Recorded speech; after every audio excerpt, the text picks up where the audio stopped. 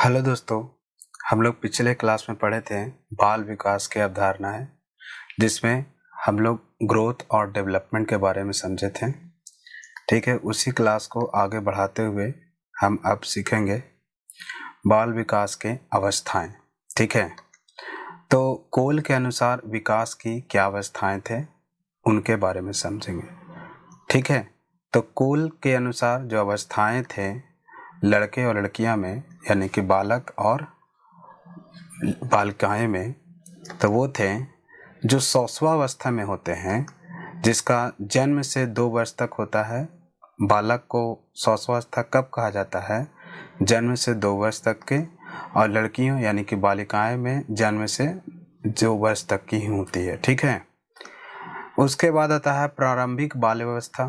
प्रारंभिक बाल्यावस्था जो बालक में होता है वो 2 वर्ष से 5 वर्ष तक होता है, और महिलाएं में यानी कि लड़कियों में 2 वर्ष से 5 वर्ष तक के इसमें भी होती है।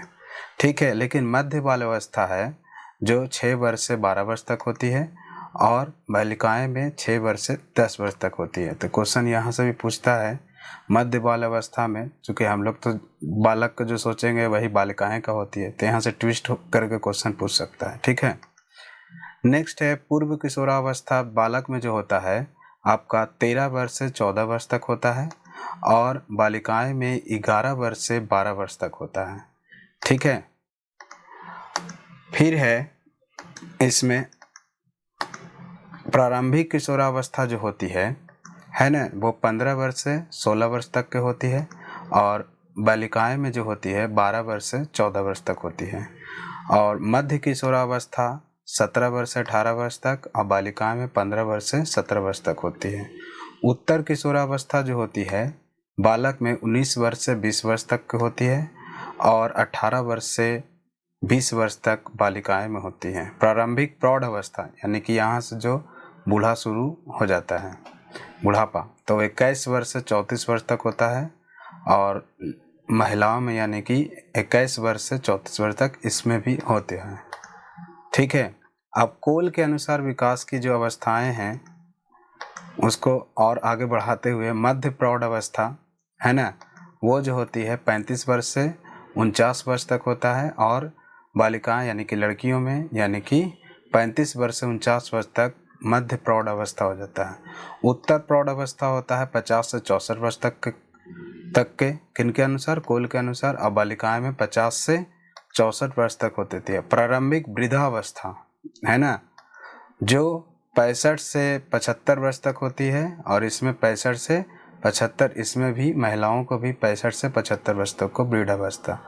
अब वृद्धावस्था यानी कि बुढ़ापा है ना, वो 75 वर्ष से आगे तक के हम बोलते हैं, और इसमें भी 75 वर्ष से आगे तक के बोलते हैं। ठीक है, आगे बढ़ते हैं। आगे अब आता है हॉरलॉक के अनुसार विकास के क्या अवस्थाएं थे। ठीक है, अब हॉरलॉक के अनुसार विकास की क्या क्या अवस्थाएं हैं, तो गर्भकालीन अवस्था है ना, और गर्भधारण से जन्म तक है। मतलब जो गर्भकालीन अवस्था होती है वो गर्भधारण से जन्म तक होती है। सौसवा अवस्था जो होती है जन्म से 2 सप्ताह या 14 दिन तक को सौसवा अवस्था मानता है। कौन? हॉरलॉक के अनुसार। ठीक है, और बचपना अवस्था जो होती है 2 सप्ताह के बाद से 2 वर्ष तक है ना, 2 सप्ताह के जन्म से 2 सप्ताह के बाद से 2 वर्ष तक। ठीक है, अब पूर्व बाल अवस्था जो होती है आपका 3 वर्ष से 6 वर्ष तक होती है। ठीक है, अब इसी को उत्तर बाल अवस्था जो होती है 7 वर्ष से 12 वर्ष तक होती है, और वयस्क वर्ष जो होती है वो 12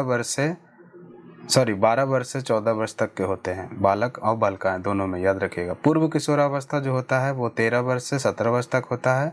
उत्तर किशोरावस्था जो होता है 18 वर्ष से 21 वर्ष तक के होता है। ठीक है, और प्रौढ़ अवस्था जो होता है ना, वो 21 वर्ष से 40 वर्ष तक, किसके अनुसार? हॉरलॉक के अनुसार। नेक्स्ट है प्रौढ़ मध्यावर्त अवस्था जो होता है 41 वर्ष से 60 वर्ष तक के होता है, और वृद्धावस्था इसमें 60 से ऊपर को कहे हैं। कौन? हॉरलॉक ने कहे हैं। नेक्स्ट है सामान्य रूप से मानव विकास को 5 अवस्था में बांटा गया है ना। यानी कि मानव का जो विकास है उसमें से 5 अवस्था में बांटा गया, जो कि पहला होता है गर्भ अवस्था। गर्भ अवस्था में गर्भधारण से जन्म तक होता है। दूसरा होता है आपका सौसवा अवस्था, जो कि जन्म से 5 वर्ष तक होती है, ठीक है। और तीसरा जो बाल्य अवस्था होती है वो 6 वर्ष से 12 वर्ष तक के उम्र को हम क्या बोलते हैं, बाल्य अवस्था बोलते हैं, ठीक है।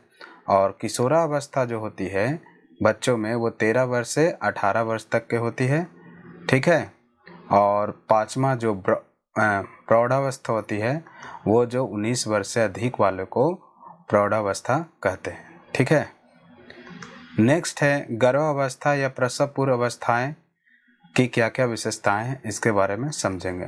तो कहता है गर्भावस्था की विशेषताएं हैं गर्भधारण से जन्म पूर्व तक की अवस्था अवधि जो 40 सप्ताह 9 महीने 10 दिन तक विकास शिशु के शरीर में होता है, ठीक है। इसमें अब आता है उप अवस्था क्या है। उप अवस्था को कैटेगराइज किया गया है, पहले समझेंगे डिंबावस्था क्या है। डिंबावस्था गर्भधारण से 2 सप्ताह तक को हम क्या बोलते हैं, डिंबावस्था। फिर उसके बाद आता है पिंडावस्था, जो 3 सप्ताह से 8वें सप्ताह तक को हम लोग पिंडावस्था कहते हैं।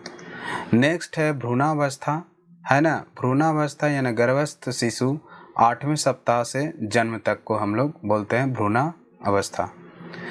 अब पिंडावस्था में जो होता है निर्माण 3 परत में होता है, ठीक है।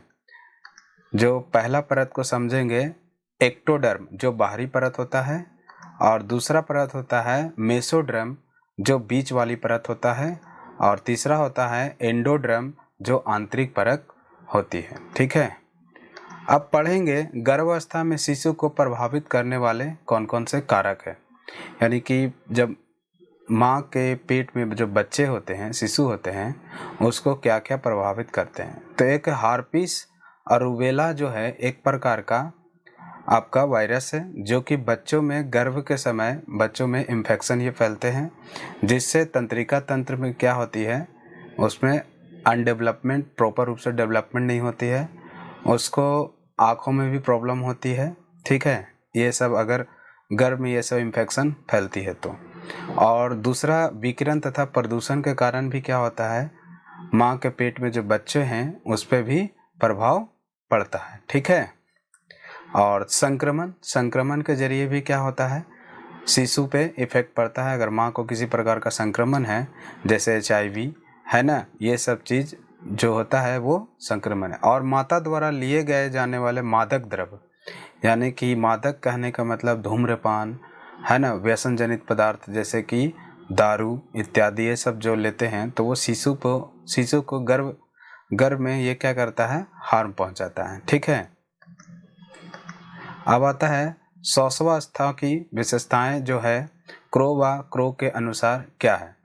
तो क्रो के अनुसार अनेक नवीन और उपयोगी तथ्यों पर प्रकाश डाला है, जैसे शिक्षण के लिए किन किन उपयोगी विधियों का प्रयोग करना चाहिए, कक्षा में छात्रों की अधिकतम संख्या कितनी होनी चाहिए, पाठ्यक्रम का निर्माण किस सिद्धांतों के आधार पर करना चाहिए, छात्रों के ज्ञान की ठीक मूल्यांकन करने के लिए किन किन विधियों का प्रयोग करना चाहिए। और फ्रायड के अनुसार, फ्रायड कहते हैं मनुष्य को जो कुछ भी बनना होता है वह 4 या 5 वर्षों में बन जाता है। और वाटसन के अनुसार कहता है मुझे नवजात शिशु दे दो, मैं उसे डॉक्टर, वकील, चोर